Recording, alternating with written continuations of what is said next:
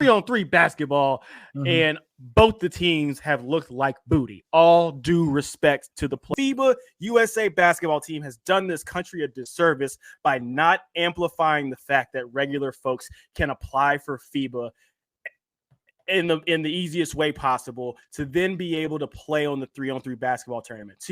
But you know where our best is when it comes to 3-on-3? We going to Rucker Park. We going to Venice Beach. We going to pick up Central. That's where we need to get play. This should be the most American team that you see at the Olympics. This should be the team where somebody should be able to elevate their life and career into a different trajectory by making this team. Because you know what you're going to get? You're going to get a dog. You're going to get somebody that got that it factor, that I ain't going home without this chip factor. You're going to get that I played it run and shoot back in Atlanta when I was in AAU, but I didn't make it. But I know that I can ball, and I've been playing in the gym. I played on that Hoop It Up 3-on-3 tournament that went worldwide. I bought and won shoes, for gosh sakes. I was that deep in it back in the day. But 3-on-3 basketball, and both the teams have looked like booty. All due respect to the players. Well, we got to think, right? The women's team does not have Cameron Brink, and they won a couple years ago with that team with her, and so I think not having her with her, with Achilles, ACL, I can't remember which one. I think it was Achilles or one of the two. It's one of those. Maybe I think it's ACL. Yeah. So not having her, I think, is a big deal. And then I think I've been confused. I guess I'm just curious, because obviously we have a Big Three league. We do. Shout out Ice Cube. And, Corey Brewer, Jeff Teague, ISO Joe. There's guys that you've known in the NBA that feel like they could represent us. I love that Jimmer Fredette is there. I always felt like Jimmer didn't get a chance in the NBA. Call him Himmer Fredette because he was him at one point in time. He was, but he does not play defense, as you pointed out. Zero either defense. In a group chat or on Twitter. I don't know which one it was. This man sagged on the game.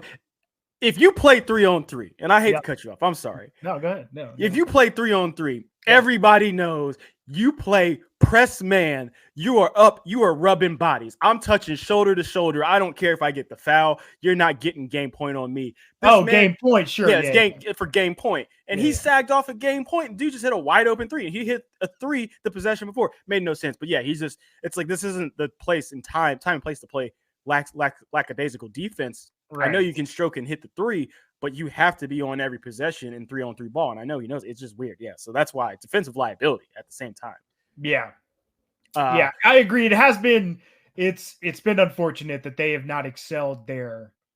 It has where been. our men's and women's national teams are excelling. And that's just, I feel like we should always excel at basketball. I don't care if it's 3-on-3, 1-on, we should never lose the court.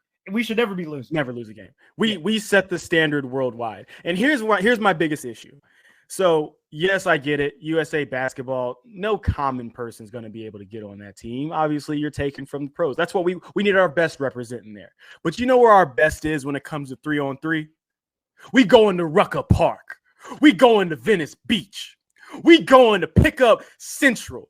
That's where we need to get play. This should be the most American team that you see at the Olympics. This should be the team where somebody should be able to elevate their life and career into a different trajectory by making this team. Because you know what you're going to get? You're going to get a dog. You're going to get somebody that got that it factor, that I ain't going home without this chip factor. You're going to get that I played it run and shoot back in Atlanta when I was in AAU, but I didn't make it. But I know that I can ball, and I've been playing in the gym. I played on that Hoop It Up 3-on-3 tournament that went worldwide.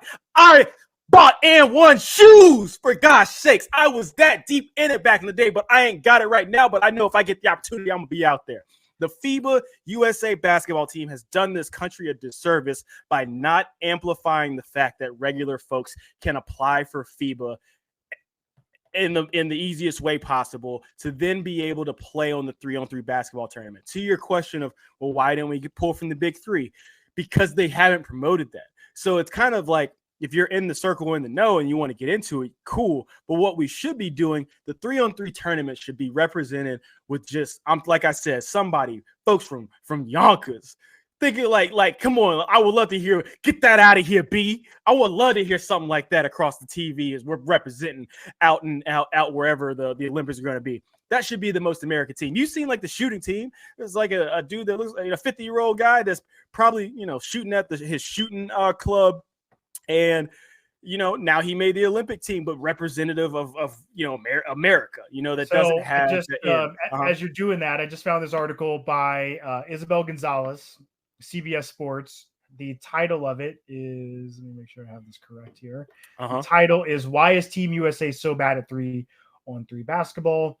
How 2024 Olympic rosters were built after men and women struggle." It looks like the stipulations are that to be able to play for the 3-on-3 national team, you have to accrue points by playing in sanctioned 3-on-3 events over the course of the year.